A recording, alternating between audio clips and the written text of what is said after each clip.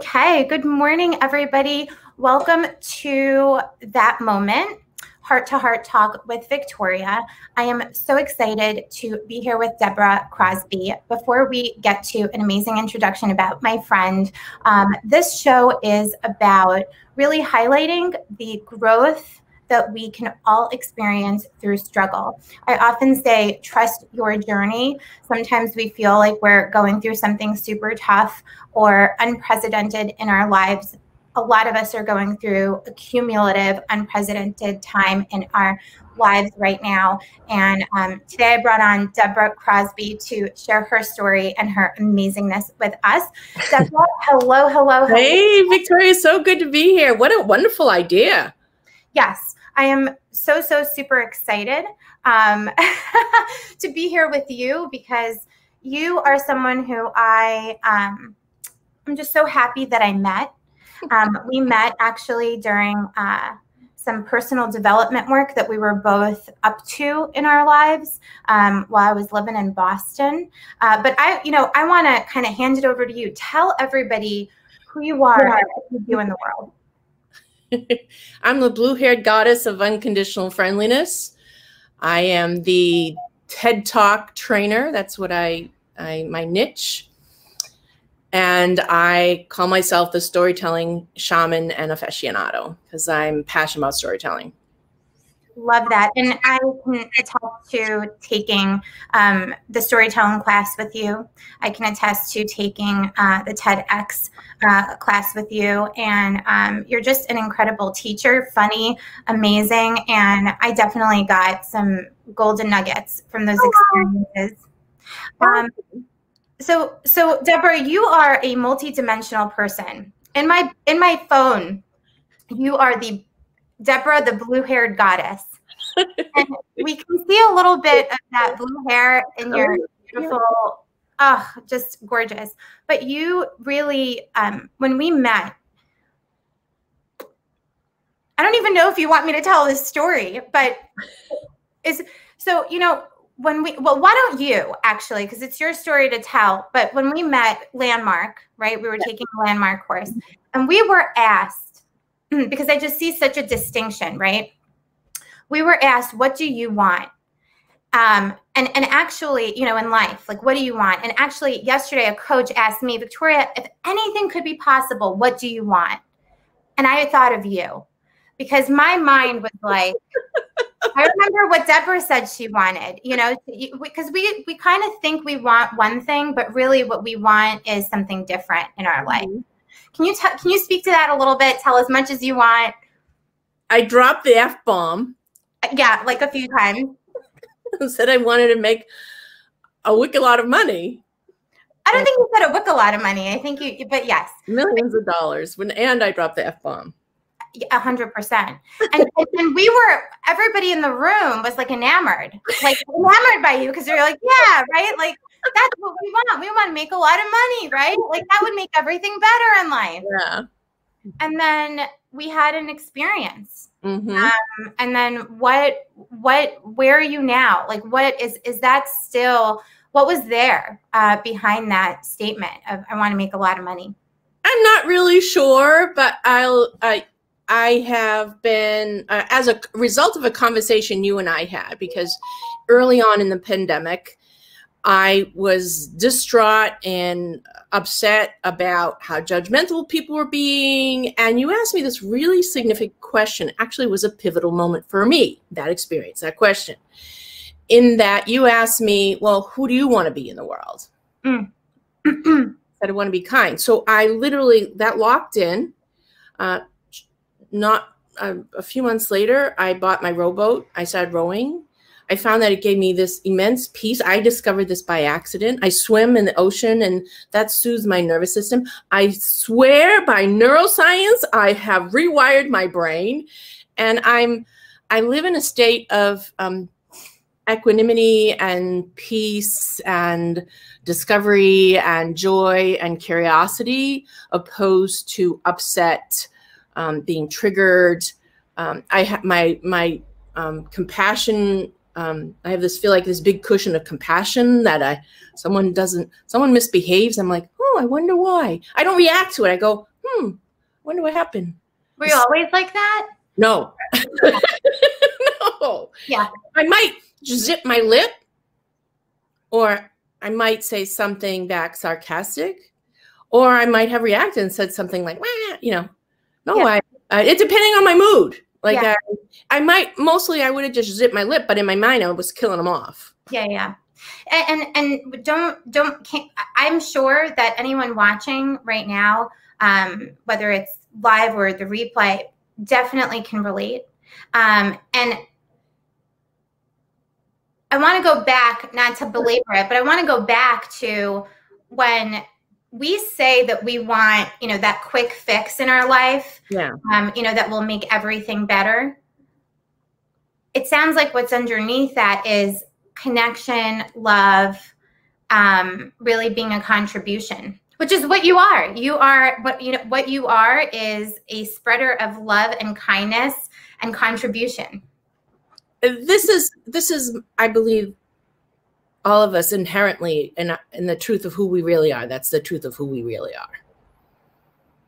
And we just misfire in our brain. There's a misfiring, or there's a misunderstanding, or there's some kind of learning that we need to do. Going back to that original question where I wanted to be an effing multi-billionaire, since having our conversations, since rowing and dedicating my life to rowing for peace, I also ramped up my commitment to acts of kindness. So on Facebook, whenever it's someone's birthday, I say happy birthday. And in honor of your birthday, I will commit a random act of kindness. Well, in COVID, I'm not out there as much as I would have been. And so yesterday, I found out that 2 friends are now at home battling COVID symptoms. And are they okay? I call them up. They're okay. They're healthy. They're young enough. They have a strong enough immune system, but you know, they feel like a Mack truck hit them. And I called them both up and I said, I'd like to bring you some soup, or can I go grocery shopping for you? And they like, first reaction was, no, you know, people don't want to receive. I'm like, listen, you're going to be doing me a favor. I keep saying I will commit a random act of kindness for everybody's birthday on Facebook. I have a bankroll. I remember that. I have a bankroll of acts of kindness. You're going to be doing me a favor because I'm going to spend some of this. So I feel like the wealthiest person in the world. Now, going back to the original thing, like I wanted to be wealthy. But I now feel wealthy emotionally, psychologically, spiritually, and energetically. Mm. And my life, I have money. I'm not a financial multimillionaire, but I think this state is something that can lend itself to that. I don't really care anymore. It's not what drives me. Is that making sense? Totally. I mean, it's important to have money, pay your bills, and you know, take care of business. It's important to have that. But I'm not hooked by it any longer. Got it. We're not hooked by it any longer. Can you share a moment that comes to mind that you wanted to share? Because I have so many from our conversations. I don't want to steal your thunder. But what is a moment that you can share that really, you know, contributed to this shift for you? I believe, honestly, Victoria, that we have series of moments. Mm-hmm. If we're open to it. All of those moments can be pivotal moments, and all of them can be an invitation to a calling to be bigger, larger, and better in the world. All of them. And some of them happen by accident. Something happens where you hear somebody say something and it pierces through your consciousness and you go, huh? Mm-hmm. And then sometimes it's a crisis. And sometimes there's a calling to connect with a cause. And sometimes it's a whim. Do you know Sundance was a whim? Sundance Film Festival was a whim. Paul Newman's food products was a whim, right? So some of the biggest things in the world end up, those are the ways those moments occur. So for me, one of the most significant moments in my history, and I go over all these moments. I was 17 years old. I was a senior in high school. I was taking a sociology mini course. And at the very beginning of the class, the teacher said, if any of you is struggling with anything, and you do not have someone that you trust who can keep whatever you say in confidence, where you feel safe to be able to share what's ever on your heart or your mind, and you don't have somebody who can be that for you, go get therapy. Mm-hmm. I left school that day. I got in my Delta 88 Royal and I drove to the hospital. I walked into the hospital. I went to the front desk. I said, I need therapy. And boom, boom, boom, I had to fill out this paperwork. A week later, I was seeing Dr. Amy. Turns out there were a lot of issues. And the reason I felt compelled to go to therapy is that everybody else wanted to date in high school. Everybody was, wanting to hook up. And I was terrified. I didn't have anything to do with it.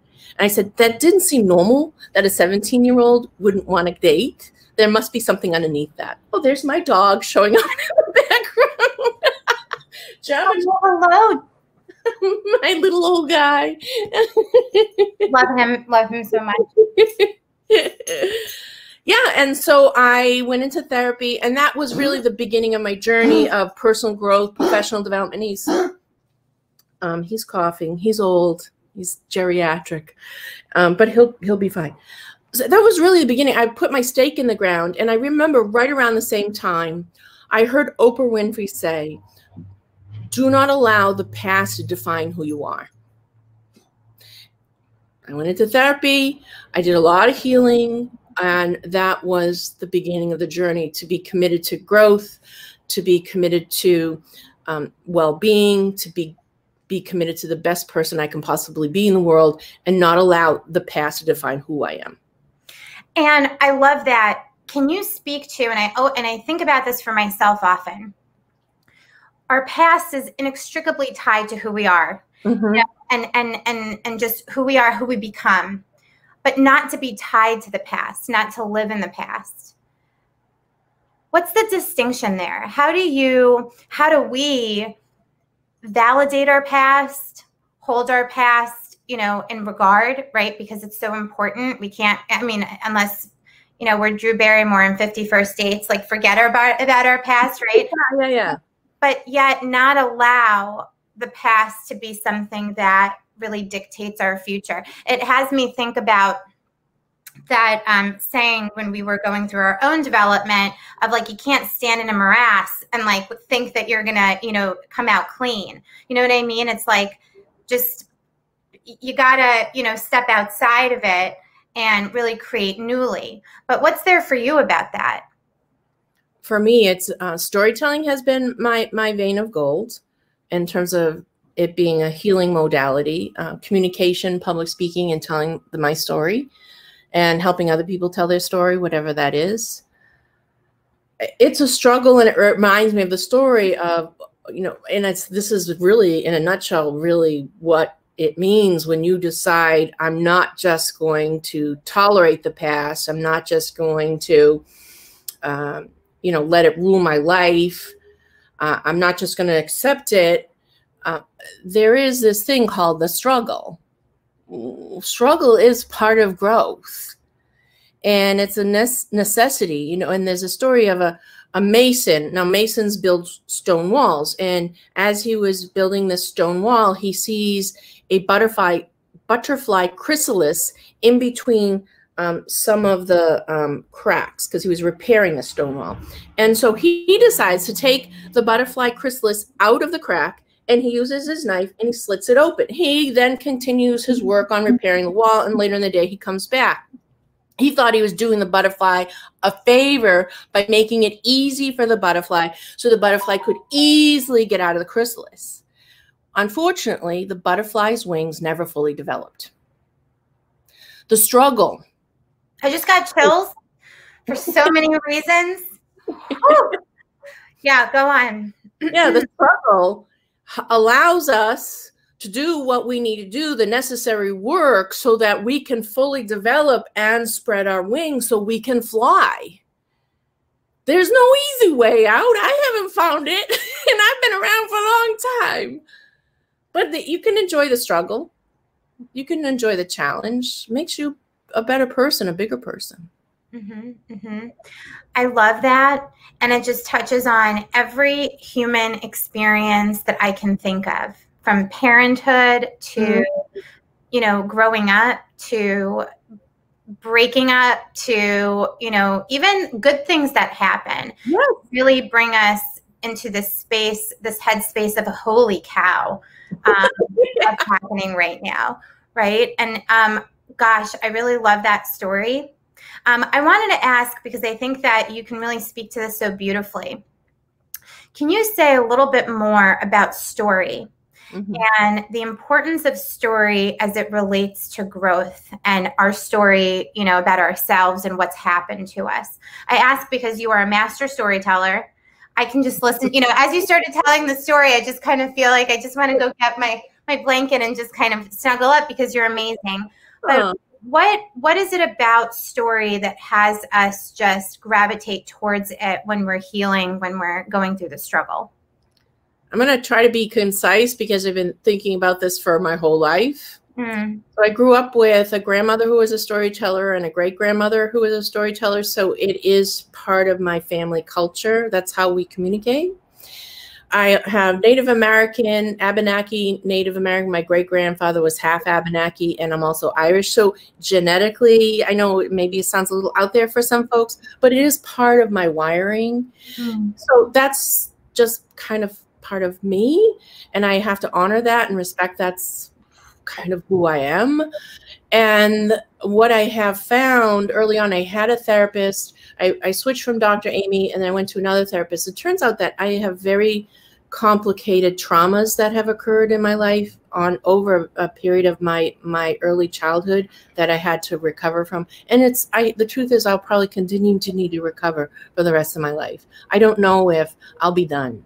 I think this is a lifelong journey, and I'm okay with that because I love who I am, and I'm blessed to be able to say that and mean that. It's been a long time.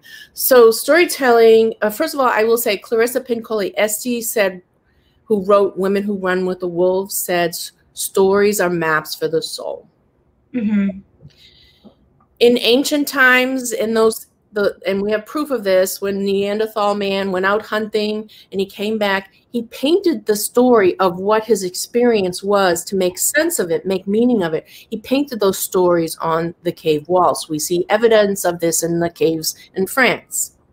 Now, when we were a tribe, when we were tribal, we gathered around the fire, and it was part of our humanity to connect in a meaningful way through storytelling. What I love about storytelling is if someone has a challenge, a difficulty, or an issue, you can tell them a story, and the story will do the work for you in their psyche.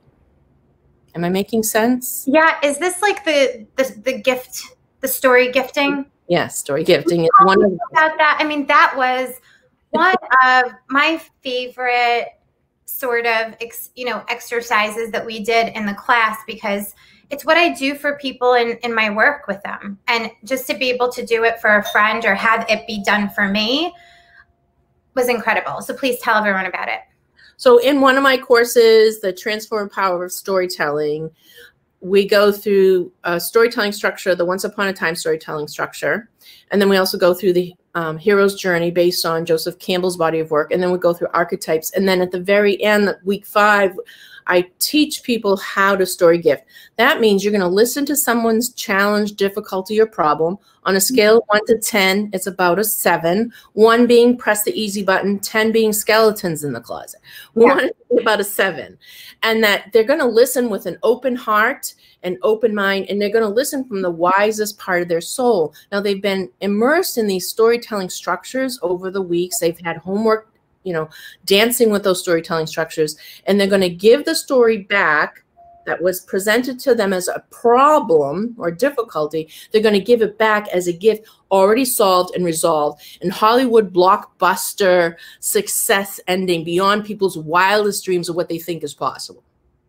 Now, it's profound for the giver of the story, and it's profound for the receiver of this new, evolved, successful story, because the one who's giving it, they're blessed, and the one who's receiving it, they're blessed, twice blessed. And anyone who's listening also receives that new map for their soul. So if they're dealing with a similar issue, they now have a new map.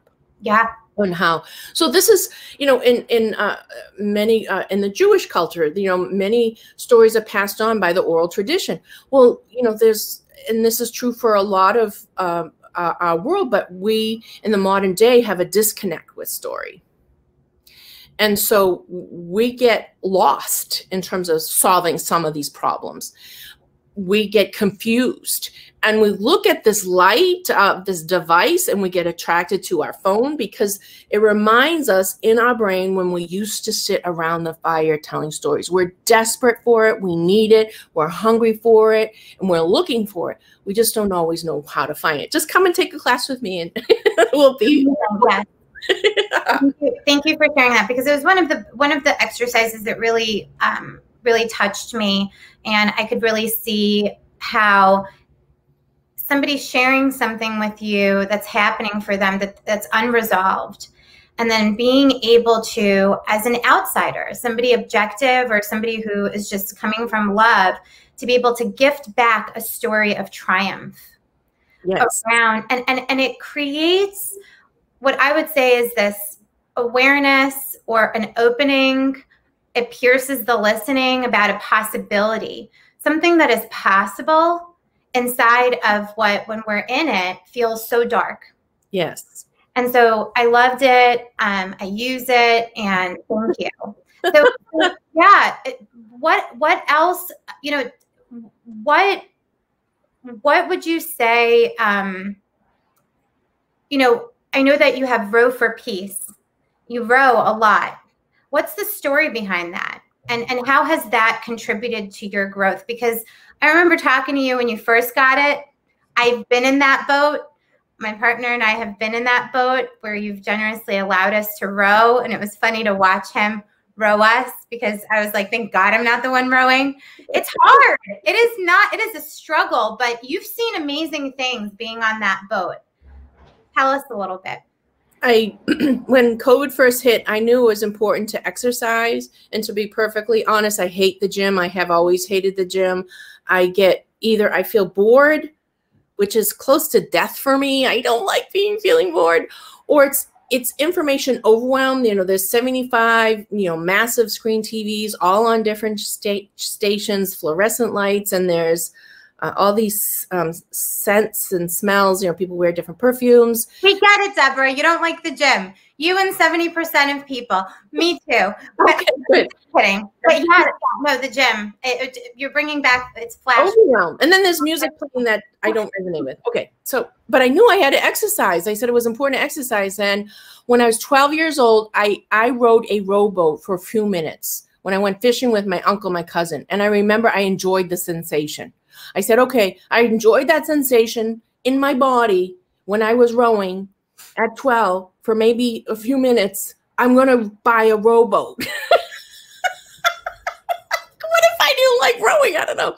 So I did a research and I found this particular maker of rowboats called Whitehall. They're intended and well-designed, beautifully designed for ocean water. So they're stable and they're designed for exercise.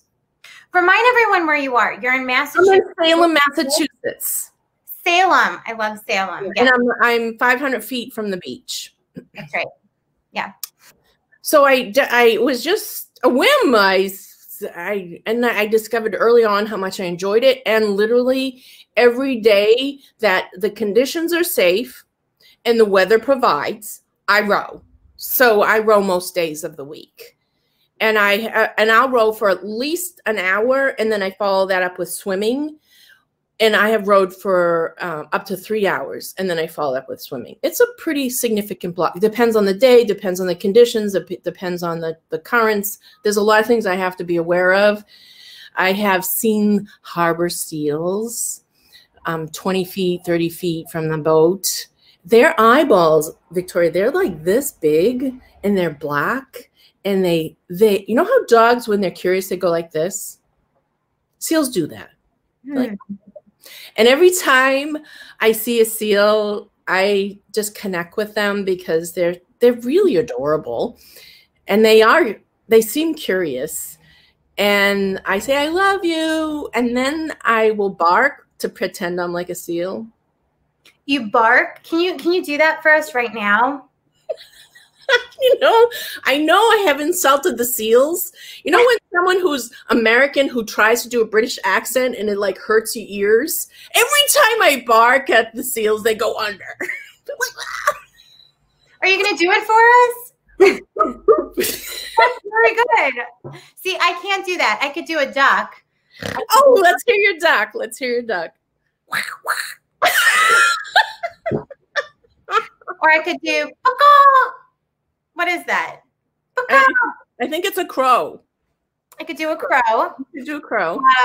Yeah, but no, I can't do a seal. That's very good, Deborah. Seals don't.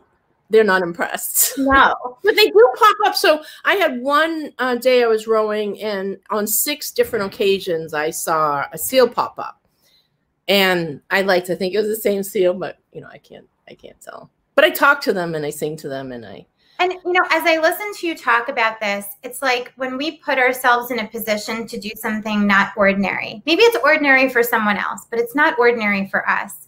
Or when we, you know, take it upon ourselves to just do something different, you know, based on just, this is what I'm going to do. This is who I'm going to be. I'm going to be someone who tries something new and gets out of my comfort zone. I'm not going to be someone who says, just because I don't like the gym, I'm not going to move my body. I'm going to do something different. You get to experience, like, I've never been I mean, maybe the zoo. I've been to like the aquarium and I've seen a seal, but there's nothing like, I'm sure, being on a rowboat in Massachusetts, where, like, you know, if you didn't tell the story and I didn't believe you and I didn't think you were, you know, I don't know if I believe, because like there's no, you know, maybe there's no one around to really even be a witness to this amazing, majestic moment. But it's all because of, you know, what you decided you were going to do. You chose who you were going to be, someone adventurous, someone who, you know, was going to do that. I love it. And when I see seals, it also reminds me of, in Ireland, of the Celtic tradition in terms of storytelling. There's this whole mythology around selkies, S-E-L-K-I-E-S, selkies. And the belief is that some seals are actually women inside a seal's body. And at midnight during a full moon, the woman will take off her seal's coat and she'll bask in the full moonlight. And there's a whole bunch of other stories about selkies, lots of selkies. Well, where did the tradition of selkies come from? I'll tell you. When the Moors went up into Great Britain, and I think it's the 14th century, from Africa, you know, they pillaged and they do what, you know, conquerors do. And unfortunately, they also raped the women. And so these babies were born who were very dark skinned and had dark eyes. And so what the Irish did, instead of having shame around this child, they made the child be magical. And they said the children were selkies. So here's a trauma that they transformed and transcended into something magical. The children then became magical children in the village or the clan, opposed to be something that they were ashamed of. How amazing is that? It's beautiful. Yeah. It's amazing. Yeah, so I think when I look at seals, I think about transformation. And I think about depth, because they can go in the water for a long time. Tell us, you are one of the most, I mean, if I asked you to run your, you know, biography and just, you know, just like tell us about you, you would just go on and on and on. Can you give us some tips? Because I've known you, you know, we knew each other at a very intimate time in our lives, very vulnerable time in both our lives for different reasons. What are some tips that you can give someone around really embracing the struggle? Because I like to say that we all suffer when something happens or we're brought to our knees about something, but not all of us know how to struggle. It's really an art form. It's a practice. And so how can someone who's in a really, you know, transitional or traumatic time in their lives go from suffering to struggling the way that you have learned to do? What are some tips?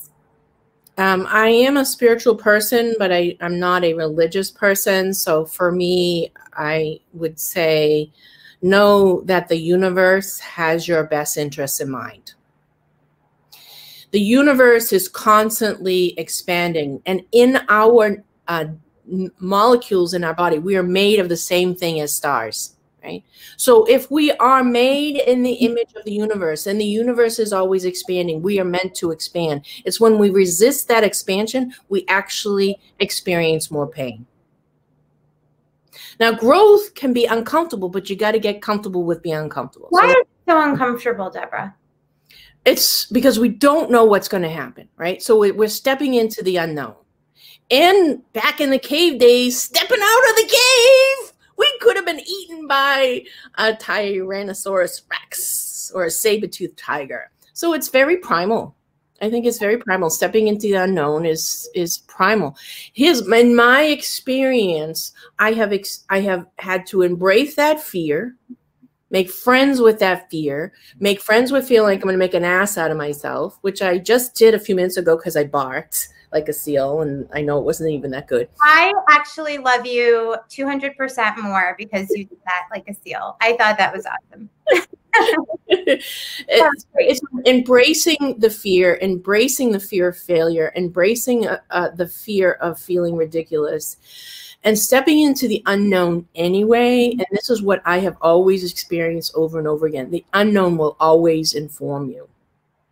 The unknown will always inform you. But you have to let go of everything that was known to step into the unknown.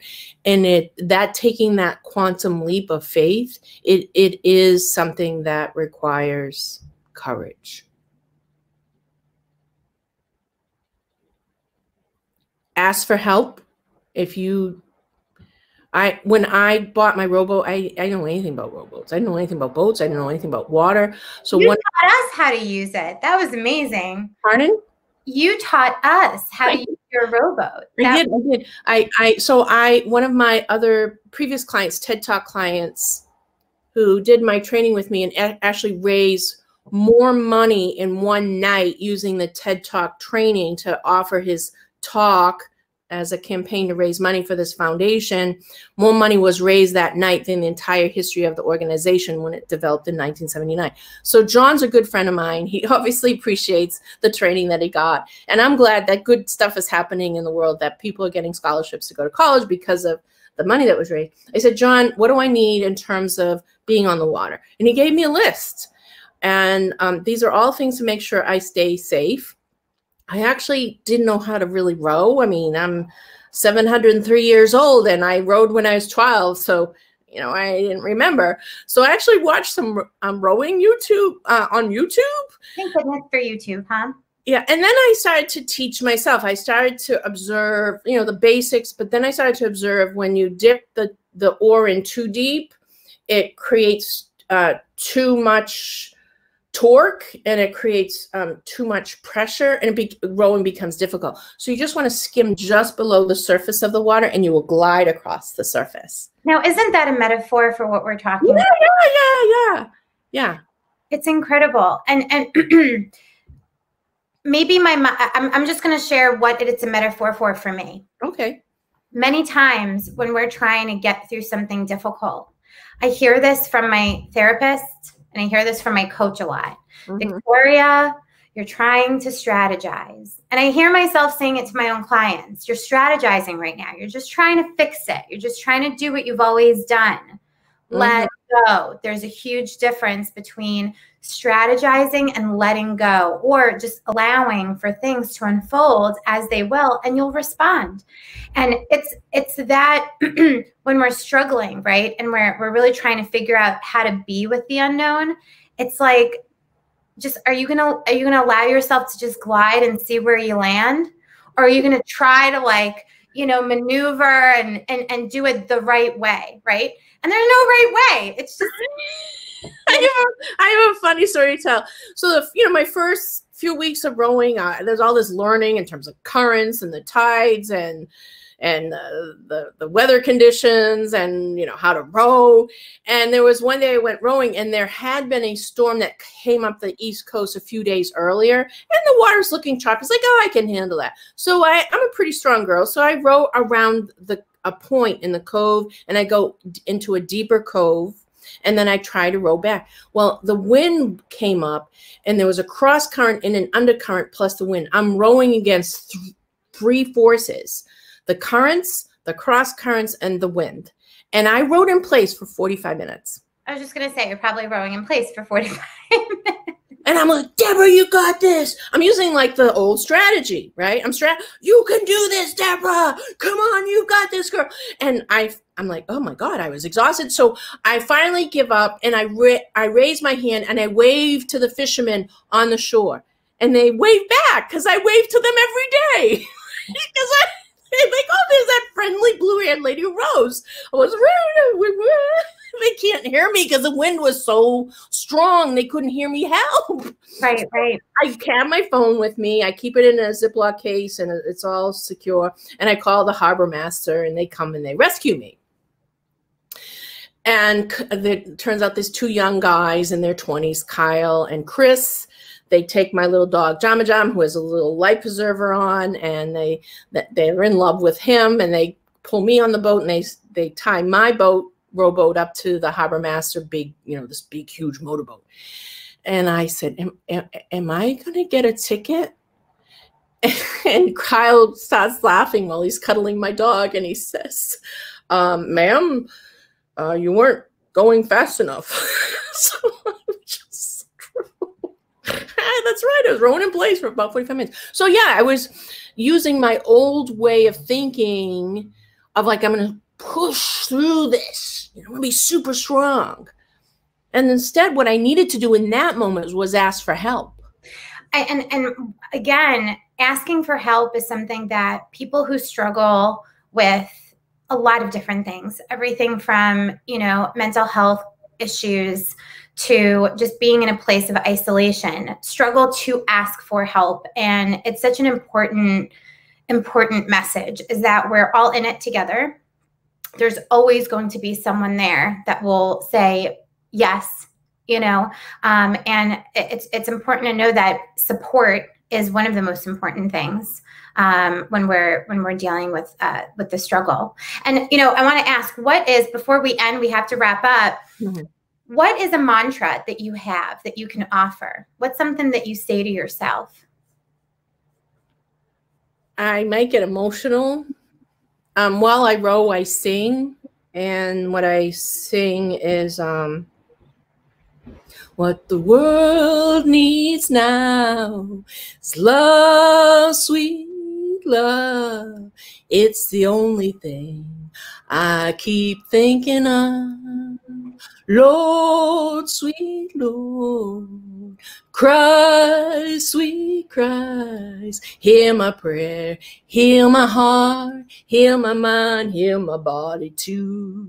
And I do that with the rowing. I just sing that over and over and over again. Now, I'm not a Jesus freak. I'm not interested in banging any Bibles. It's more about Christ consciousness, or like Buddhist consciousness. I just found this. I sing that for at least an hour, and sometimes hours. I love that. And every night I listen to Ho'oponopono, which is the Hawaiian prayer for forgiveness. And I listen to that every night on a continuous loop. And for people who don't know what that means, what are you actually saying? I love you. I'm sorry. Please forgive me. Thank you. Ultimately, the belief in this Hawaiian prayers, we're totally responsible for everything around us, no matter what. And it's a pretty radical, pretty intense, and it's a pretty strong stand to take within yourself and in your relationships in the world. But I've been doing this since January, and it's just part of my spiritual practice now. It's incredible. I love you. I'm sorry. Please forgive me. Thank you. These are 4 words, 4 phrases that we must say more than we do. At this point in our lives, we should say them every day. It's beautiful. Debra, can you share your best way to contact you if people are interested in getting in touch about the storytelling, the TEDx, or private coaching with you? And I can just attest to, whenever I speak with you just privately about something I'm working on, I walk away with just a feeling of really being contributed to, whether it's a story that you share or a suggestion that you have. It just obviously comes from a lot of expertise and experience and just a heart. And I really recommend anyone looking to level up in their speaking, sharing of themselves, to go to Debra Crosby. So how can people get in touch with you? I actually use Facebook as my website. It's Debra, D-E-B-R-A, Lee, L-E-E, Crosby. You'll see that I have blue hair. It's pretty recognizable. I'm from Salem, Massachusetts. So I use that. I have a storytelling course coming up on November 17th.